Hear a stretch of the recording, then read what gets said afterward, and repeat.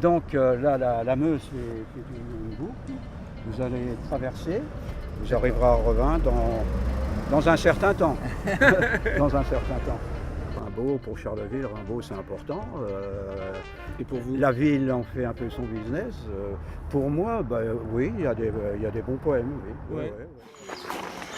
Et c'est là qu'on va rencontrer des gens, toute l'histoire c'est la Meuse. Hein. Et là en plus il y a un petit un pont, un joli pont. Et il y a une voiture rouge qui est garée là, je me souviens. Tu m'avais dit ça. Donc on est d'accord qu'on fait Joigny-Bonny, on coupe. Et ensuite Et on fait Château de Ville. Ouais. Château Regnault de Ville. Les journées vont être longues, Les journées vont être longues. mais je vous souhaite du plaisir. C'est Ouais. une belle aventure, je voudrais bien être avec vous. Venez. Non, pas moi là. Vous aimez Rimbaud? Pensez que j'aime Rimbaud. Ah ouais? Enfin, j'aime Rimbaud. Il y a beaucoup de choses à dire sur Rimbaud. J'aime surtout sa démarche. Ouais. C'est quelqu'un qui a fait le tour de la terre à pied. Ouais. Faut pas l'oublier. Ouais. Que ferait Arthur? Les bois. Il est probable qu'Arthur Rimbaud aurait suivi la Meuse ou... Parce qu'en fait, vu qu'il connaissait très bien les environs, il est peut-être passé à travers la forêt parce qu'il s'est perdu 50 fois. qu'il gagnait 4 km et 700 mètres. Ouais. Il est probable que lui, il serait passé par la forêt. Ah, mais comment aurait-il pu écrire le bateau ivre? Sans bateau, sans être ivre, Ouais. Et sans fleuves impassibles. Mais il la retrouve la Meuse. il la retrouve la Meuse.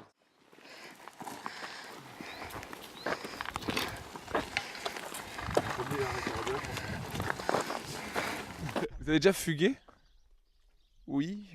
Vous aviez quel âge? 11 ans. Vous avez fugué à 11 ans, donc beaucoup plus fort qu'Arthur Rimbaud. On s'est retrouvé en fait dans Nouzonville par les bois en plein orage. Vous êtes parti combien de temps? Pas très longtemps, j'ai attendu que mon père revienne me chercher parce qu'il flottait tellement que... Tu es en colère? Un petit peu. Ouais. Mais ça c'est les jeunesses, ça. Ouais. Ça se passe. Vous n'avez plus envie de fuguer maintenant?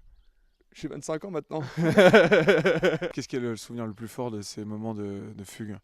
À quoi vous pensiez? C'est de la trouille, c'est de l'excitation, c'est de l'exaltation, vous êtes heureux d'être libre? C'est un peu tout en fait. De toute façon c'est la peur de l'inconnu. Merci infiniment Dimitri. De rien. Nous avons donc quitté Charleville-Mézières vers 8h52. Nous avons fait la connaissance très vite d'une première personne qui était sur le bord du fleuve. Un homme avec une chemise rose, probablement retraité, qui tenait une fossile. Il était assez amusé à l'idée qu'on refasse la fugue. Et il était... il a dit ce qui comptait pour lui, Rimbaud comptait pour lui, c'est le fait d'avoir... C'est quelqu'un qui a... C'est presque plus important que sa poésie, c'est le fait qu'il ait marché tout autour de la planète. Il s'est déplacé qu'en marchant. Qu'il était un voyageur à pied. Uniquement en Ouais. marchant. C'est ça qu'il a retenu de Rimbaud. Oui.